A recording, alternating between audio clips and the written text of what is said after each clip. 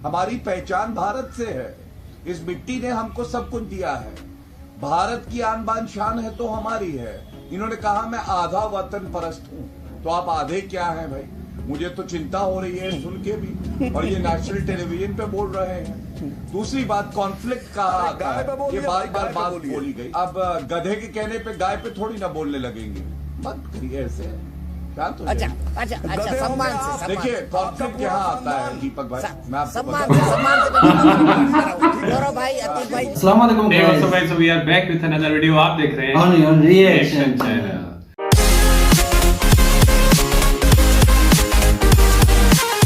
So guys, आगे एक और न्यू वीडियो के साथ। सो ये एक रिक्वेस्टेड वीडियो भी है और बहुत ही डिमांडिंग वीडियो है यार।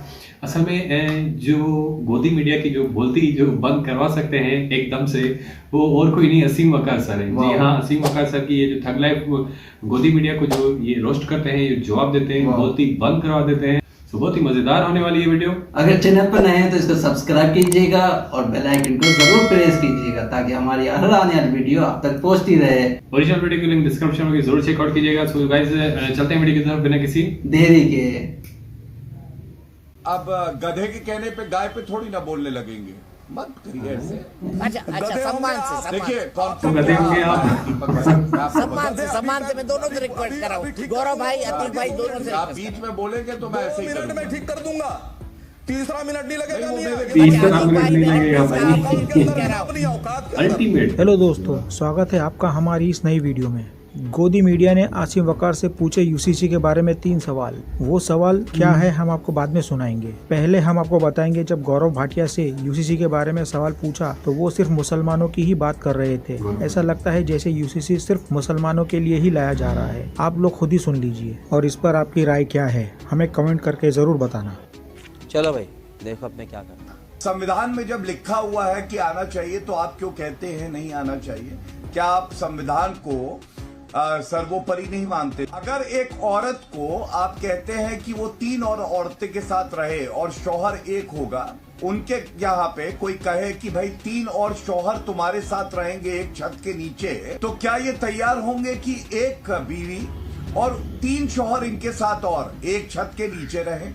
उसके अलावा जब जायदाद का बंटवारा होता है तो ऐसा क्यों है कि अगर कोई पुरुष और महिला हो उसके अलग अलग हिस्से बने? मैं समझता हूं समानता का अधिकार है। जैसे ट्रिपल तलाक को अपराध बनाया तो मुस्लिम महिला बड़ी खुश थी, लेकिन जो मुसलमानों को वोट समझ के ठेकेदारी करते हैं वो लोग नहीं खुश थे। ऐसे ही यूनिफॉर्म सिविल कोड। अब सुनिए पहला सवाल। असीम वकार जी, मेरा सीधा सवाल आपसे है, आपके लिए सबसे पहले कुरान है या संविधान है? कुरान करीम। मतलब आपके लिए संविधान नंबर 2 है? आपके लिए भी वही है। नहीं ना, मेरे लिए नहीं है। कितनी मेरे लिए बातें संविधान करें। नंबर 1 है सर। लेकिन मेरे लिए आप संविधान नंबर 1 है और जो मेरी आस्था है वो आस्था है, क्योंकि मैं संविधान के सभी प्रावधानों को मानता हूँ। मुझे बोलने तो दीजिए जी। देखिए, आपने मुझे बुलाया है हम लोग की बात सुनने के लिए, हम आपका भाषण सुनने नहीं आए हैं। भाषण सुनने नहीं आए। जिस देश में इंसानों में ही फर्क किया जाता है कि तुम ऊंची जाति के और ये नीची जाति के हो, या मध्यम जाति के हो, या आदिवासी हो, फलां, आप समान नागरिक कानून की बात करते हैं। जो मनुस्मृति में वर्ण है 4, ब्राह्मण, क्षत्रिय, वैश्य और शूद्र, इसमें से आपका वर्ण कौन सा है? आपके लिए खाली नहीं, ये पूरे देश के लिए, कि जहां पर जातियों के हिसाब से काम बांटे गए हों, जहां के ऊपर नाली साफ करने के लिए एक अलग तरीके के लोगों को इकट्ठा किया गया हो, अलग तरीके के लोग रखे गए हों, जहां पर हुकूमत करने के लिए अलग तरीके के लोग हों, वहां आप समान नागरिक संहिता की बात कर रहे हैं। मैंने पूछ लिया, बाकी सबसे सवाल है। 370 हटा दी, 371 ए हिमाचल में आपने धारा लगा रखी है, अरुणाचल में लगा रखी है, नागालैंड में, मिजोरम में, मेघालय में, असम में। अगर कश्मीर में जमीन नहीं खरीद सकते थे तो आप अपनी दुकान और प्लाट और मकान अरुणाचल में भी नहीं खरीद सकते हैं, नागालैंड में भी नहीं खरीद सकते। अरे सर, आपने कह दिया ना आपके लिए कुरान ऊपर है, तो फिर ये बातें क्यों कर रहे हैं आप? हटाएंगे नहीं हटाएंगे? समझ रहे ना आप?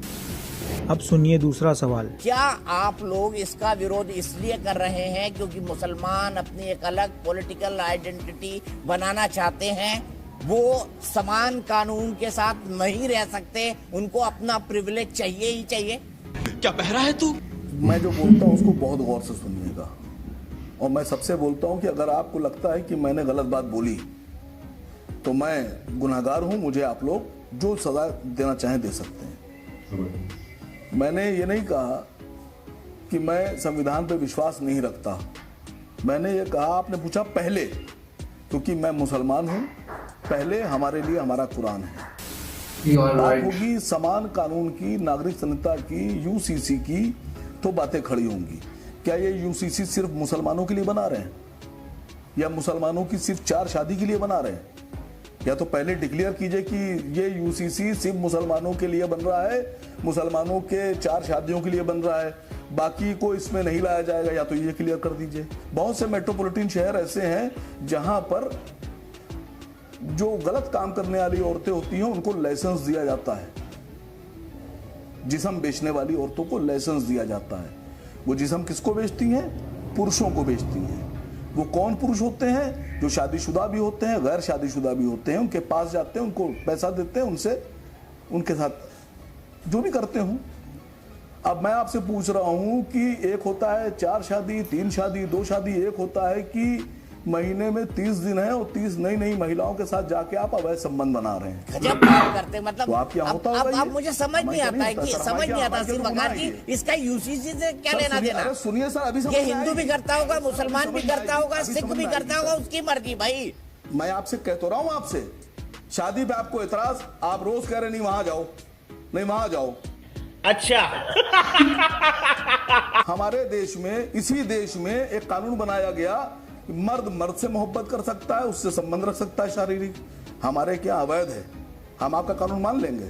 बिल्कुल भी नहीं मानेंगे। आपको पसंद है दुबे जी, आप करिए मर्द मर्द मोहब्बत।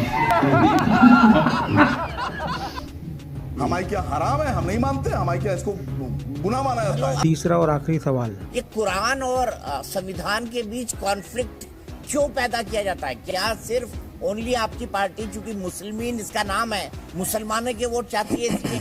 हाँ बेटा, लगता है तुम गू खा के ही मानोगे। कुरान को पहले समझिए, और समझिए अक्लमंदों से जिनको कुरान खुद आता हो। बिल्कुल। कुरान में रसूल अल्लाह ने हम लोग को यह हदीस दी, हमारे रसूल पैगंबर मोहम्मद सल्लल्लाहु अलैहि वसल्लम, वतनी व मिनल ईमान, वतन से मोहब्बत और वफादारी तुम्हारा आधा ईमान है। अभी आपने कहा कि कौन कॉन्फ्लिक्ट, जिस आदमी की ये मिजाज और जिस आदमी का ये मजहब होगा कि आधा ईमान हमारा जो है वो वतन से मोहब्बत और वतन परस्ती है, उस आदमी से सवाल ही नहीं बनता। दूसरी बात, मैं आपसे साफ साफ बोल रहा हूं, क्या 4 शादी के लिए ही कानून आ रहा है? अगर आ रहा है तो भी वैसी बात करूं। देखिए, आपने कहा यूसीसी, मैं बहुत साफ साफ पूछ रहा हूं कि हरियाणा में आप गाय पे आदमी मार डालेंगे और गोवा में आपकी मां को बीजेपी की सरकार में काट के खाया जाएगा। क्या ये यूसीसी में लाएंगे आप? गोवा में प्रतिबंधित करेंगे, नॉर्थ ईस्ट में प्रतिबंधित करेंगे गाय? आपके पास यूसीसी के विरोध में कोई तर्क नहीं है तो आप गोल पोस्ट बदल रहे हैं। आप कहाँ चले गए प्रोस्टिट्यूशन पे, आप कहाँ चले गए गाय पे? मुझे एक बात बताइए, अगर 4 शादियों के खिलाफ यूसीसी आ रहा है तो गलत क्या है? बताइए आप। हक दिया हक दिया।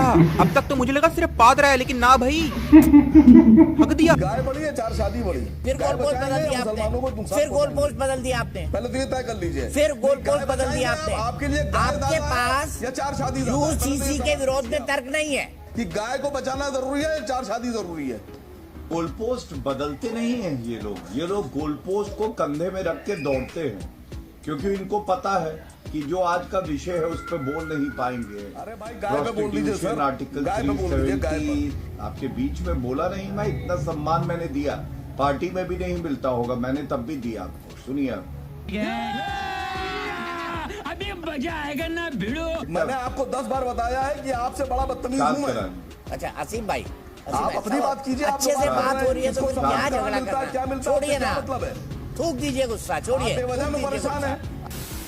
अब्दुल कलाम साहब से पूछा होता, अब्दुल हमीद जी से पूछा होता तो उन्होंने कहा होता मैं पूरा वतन परस्त हूं। भारत के आगे क्या है भाई?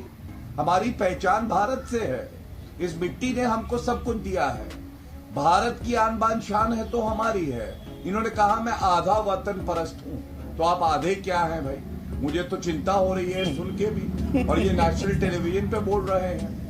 दूसरी बात कॉन्फ्लिक्ट का गाय पे बोलिए, ये बार गाय बार पे बात बोलिए। बोली गई। अब गधे के कहने पे गाय पे थोड़ी ना बोलने लगेंगे, मत करिए ऐसे, शांत हो अच्छा जाइए। अच्छा अच्छा गधे सम्मान होंगे से आप। सम्मान देखिए से। कॉन्फ्लिक्ट यहाँ आता है दीपक भाई, मैं आपको सम्मान बताऊं। से सम्मान से गौरव भाई अतीक भाई दोनों से आप बीच में बोलेंगे तो मैं 2 ऐसे ही मिनट में करूंगा। ठीक कर दूंगा, तीसरा मिनट नहीं लगेगा। नहीं, वो मियां, मेरे ये बीच अच्छा समझना। अतीक भाई ऐसी लैंग्वेज 2 नहीं मिनट में भाई, ठीक कर क्या मैं दूंगा, उनके प्लीज बता मैं दूंगा। बोल रहा हूँ प्लीज गौरव जी से भी मैंने आप प्लीज बिल्कुल कहा आपसे भी औकात के प्लीज अंदर कह है, रहा हूँ। अपनी औकात के अंदर बदतमीजी बिल्कुल बर्दाश्त नहीं है, बिल्कुल बर्दाश्त नहीं है। अच्छा। और गधों को बुला के डिबेट करा रहे हैं आप बैठा सुनो, करके ऐसा क्या हटा सुनाओगे? लीजिए, क्या हटा सुनाओगे तुम लीजिए, मुझे? इनको हटा दीजिए भाई, बुरा क्या मान सुनाओगे रहे तुम मुझे? सुनिए दीपक अच्छा, भाई, अतीक मैं पहले अतीक एक बात इस आपसे तरीके से कहूंगा। नहीं, इस तरीके से गधे नहीं, की प्लीज बात दोनों से लगेगा रिक्वेस्ट भाई। कर रहा हूँ, मैं अगर दोनों से गधा रिक्वेस्ट बोलेगा, कर रहा हूँ। सीधी बात तो बुरा ही लगेगा मुझे। Sorry Aseem Waqar ji please. गधे की बात का बुरा ही माना सुनिए जाता है, नहीं गधों की बात नहीं सुनते हम।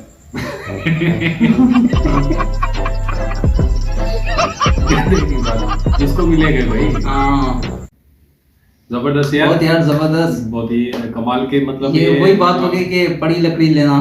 अच्छा भाई, जो सांप के बिल में कोई अगर हाथ डालेगा तो फिर यही अंजाम होगा। जी हाँ, बिल्कुल। मैं देखा आपने असीम वकार सर को, जबरदस्त यार, क्या मतलब काउंटर रिप्लाई करते हैं ये भी, मतलब काउंटर जवाब देते हैं बाकायदा। अच्छा, इनको थोड़ा बहुत टारगेट भी कर रहे थे लेकिन कौन? जी हाँ, टारगेट कर रहे थे, पर वो देखे ना स्ट्रेट फॉरवर्ड आसिम भाई जो हैं असीम, वो, जी, आसिम असीम भाई वकार देखें सर, कैसे वो स्ट्रेट फॉरवर्ड जवाब दे रहे थे वो तो उन्हें। दे तो रहे थे, पर देखें वो भाई अभी जैसे वो गधे वाली बात आ गई, हाँ तो यार मतलब ये ऐसा नहीं करना चाहिए था बीजेपी वालों को, जो उनके वो पॉलिटिशियन वाले बैठे थे। उन्होंने फर्स्ट ऑफ ऑल मतलब आई थिंक वो, हाँ उन्होंने स्टार्टिंग की Starting की थी। थी। वो तो वैसे भी बेचारे इज्जत से बात कर रहे थे।